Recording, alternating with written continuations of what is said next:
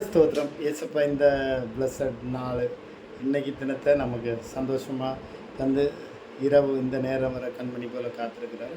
அதற்கு அளவு இல்லாமல் ஸ்தோத்திரம் சொல்லணும். ஏன்னா தேவனுடைய ஊழியத்தை நம்ம பகல் வேலைகளில் எந்த நேரத்தில் செய்கிறோமோ, நிறைய இடங்களை பிரயாணம் பண்ணுகிறோம், நிறைய வீடுகளில் நம்ம சந்திக்கிறோம். அதுலையா தேவனுடைய பிரசன்னம் விளங்குகிறது மட்டும் இல்லாமல் சத்ருவானவனை எதிர்த்து நிற்கிறதுக்கு நமக்கு பலத்தையும் எல்லாவற்றையும் நமக்கு தந்திருக்கிறார். ஹல்லேலூயா.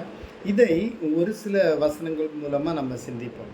இன்றைய தினத்தில் நம்ம சுவிசேஷத்தில் ஊழியங்களை இருக்கிறோம். இந்த ஊழியங்களில் நமக்கு என்னென்ன தேவை இருக்குது, எப்படி இருக்கணும் அப்படிங்கிற ஒரு சில குறிப்புகள் மட்டும். முதல்ல நம்ம அன்பை நாடணும். அன்புங்கிறது என்ன, அந்த அன்பு எப்படி நமக்குள்ளாக இருக்கணும். ஹல்லேலூயா. 1 கொரிந்தியர் 14வது அதிகாரம் 1வது வசனம். ஹல்லேலூயா.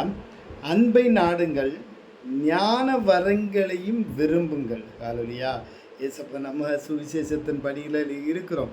எல்லாம் நமக்கு இருக்குது, வல்லமை இருக்குது, செயல்பாடு இருக்குது, எல்லாவற்றையும் அதிகாரபூர்வமாக நம்ம செயல்படுத்துகிறோம். ஆனால் வார்த்தை முதல் நம்மளை வார்த்தைகள் மூலமாக, வசனத்தின் மூலமாக, விதைகள் மூலமாக நம்மளை எப்படி செயல்படுத்தணும் அப்படிங்கிற ஒரு சில அதிகாரம் தான். அன்பை நாடுங்கள், ஞான வரங்களையும் விரும்புங்கள், விசேஷமாய் தீர்க்கதரிசியின் வார்த்தைகளை விரும்புங்கள். ஹல்லேலூயா.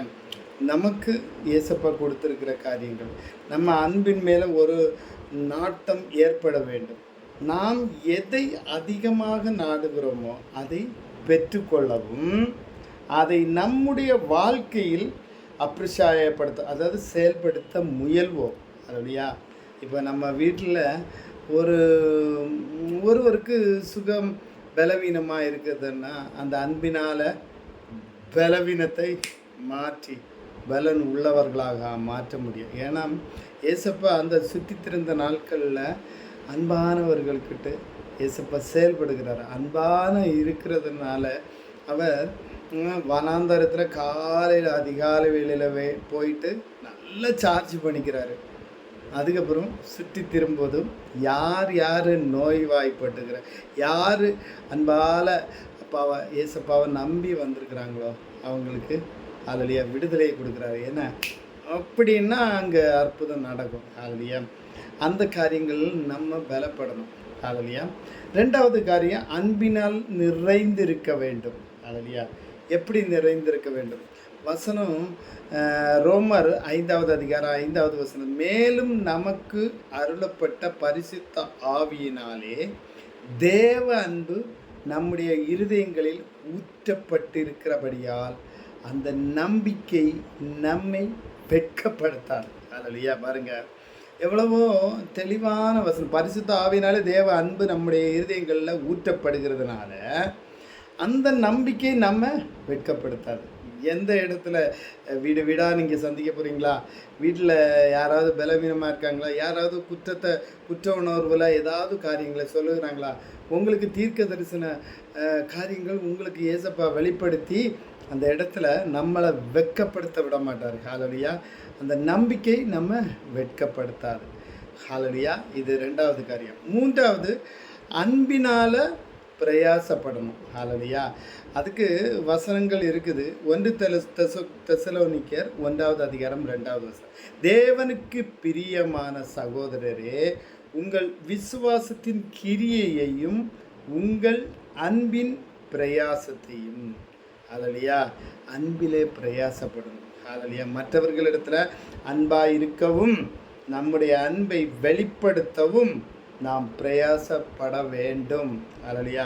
என்ன அவங்கள பார்த்தோன்னா, இவளா, ஐயோ இவனா, இவனுக்கு வீட்லேயே நம்ம வந்திருக்கிறோம், இல்லைங்க, ஒன்றும் இல்லை. அதை பழையவைகளை எல்லாம் மறந்துட்டு நம்ம சுயத்தில் அன்பு வெளிப்படணும். அன்பினால் பிரயாசப்படணும். ஹல்லேலூயா. அதுக்கு அடுத்த ஒரு வார்த்தை கூட நம்ம பார்ப்போம். அன்புள்ளவைகளையே சிந்திக்கணும். ஹல்லேலூயா. நம்ம எத்தனை பேர் சந்திக்கிறோம், எப்படிப்பட்டவர்கள், அவர்களிடத்தில் எப்படி நம்ம சிந்திக்கிறோம் என்ற. கடைசியாக சகோதரரே, உண்மை உள்ளவைகள் எவைகளோ, ஒழுக்கம் உள்ளவைகள் எவைகளோ, நீதி உள்ளவைகள் எவைகளோ, கற்புள்ளவைகள் எவைகளையோ, அன்புள்ளவைகள் எவைகளோ, நற்கீர்த்தி உள்ளவைகள் எவைகளோ, புண்ணியம் எதுவோ, புகழ் எதுவோ அவைகளையே சிந்தித்து கொண்டிருக்கணும். அல்லையா?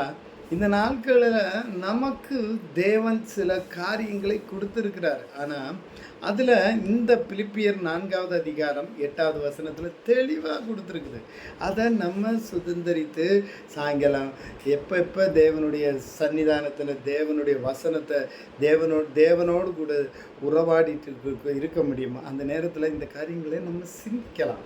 அல்லையா? இந்த வசனத்தில் இப்படி இருக்குதே, இப்படி இருந்தால் எப்படி இருக்கும், இதன் நிமித்தமாக அல்லையா எப்படி நம்ம பலப்பட முடியுமா? அல்லையா? ஏன்னா இந்த சுவிசேஷங்கிற பாதையில் நம்ம போகும்போது நிறைய இடரல்கள். அல்லையா? மாம்சமும் பலவீனம், ஆவியோ உற்சாகம். மாம்ச விதைகளை நம்ம விதைச்சோன்னா அதுக்கு உரிய பலன்தான் நமக்கு கிடைக்கும். ஆவிக்குரிய விதைகளை நம்ம விதைத்தோம்னா அப்படி இருக்கும். அல்லையா? இது நம்மளை பலப்படுத்தக்கூடிய காரியங்கள். இதை பலப்படுத்த நீதிமொழிகள் 23:7 அவன் இருதயத்தின் நினைவு எப்படியோ அப்படியே அவனும் இருக்கிறான். அல்லையா? நம்ம இன்னைக்கு நாட்களில் தேவன் நமக்கு கொடுத்த பலன். அல்லையா? மார்க் 16:17 என்ன சொன்னாங்க? சர்வ சிருஷ்டிக்கும் சுவிசேஷத்தை பிரசங்கிக்க. ஏசப்பா அந்த நாட்களில் 2 பேரை வச்சு வீடுகளுக்கு விட சந்திக்க சொன்னாங்க. மத்தேயு 10:7-8 பரலோக ராஜ்யம் மிக சமீபமாக இருக்குது, தேவனுடைய வருகை மிக மிக சமீபம். நீங்கள் பார்க்குறீங்க இல்லையா? நாடுகள் என்னென்ன போராட்டங்கள், என்னென்ன பிரச்சனைகள், என்னென்ன சண்டைகள், நிலநடுக்கங்கள், அல்லையா சில காரியங்கள் இப்படி வரும்போது நம்ம மத்தேயு 24 முழுச படிங்க. தேவனுடைய வருகைக்கு என்னென்ன முன் ஏற்பாடுகள் நடக்கிறது, அதுதான் இன்றைக்கி உலகத்தில் நடந்துக்கிட்டு இருக்கு. அல்லையா? தேவனுடைய வருகை மிக சமீபம். இந்த வருகையில் என்ன செய்யணும்? அல்லையா? நீங்களும் நானும் எடுத்துக்கொள்ளப்பட சூழ்நிலையில் நம்ம ஆயத்தமாக இருக்கணும். 10 கன்னிகைகளில் 5 மிஸ் பண்ணது போல். அல்லையா? இல்லைங்க, நம்ம ஆயத்தப்படும் போது நம்ம குடும்பம் சந்தோஷம். அல்லையா? அதை எடுத்துக்கொள்ள கூடிய சூழ்நிலையில் நம்ம பலப்படணும், நம்ம ஆயத்தமாக இருக்கணும். தேவனுடைய நாட்கள் மிக மிக சமீபமாக இருக்குது. அல்லையா? இந்த செய்தியை கேட்டவங்களுக்கு மிக்க நன்றி, ஸ்தோத்திரம். அல்லையா? இரவு வேளைகளில் நிம்மதியான உறக்கம், அதிகாலை வேளையில் காலைதோறும் அவை புதிதாக ஏசப்பா ப்ளஸ் பண்ணி நல்ல நிறைவான தூக்கத்தையும் அதிகாலை வேளை புதிய நாளையும் சந்தோஷமாக கொடுக்கறதுக்கு நன்றி சொல்லி ஏசப்பாவுக்கு தேங்க்யூ ஸோ மச்.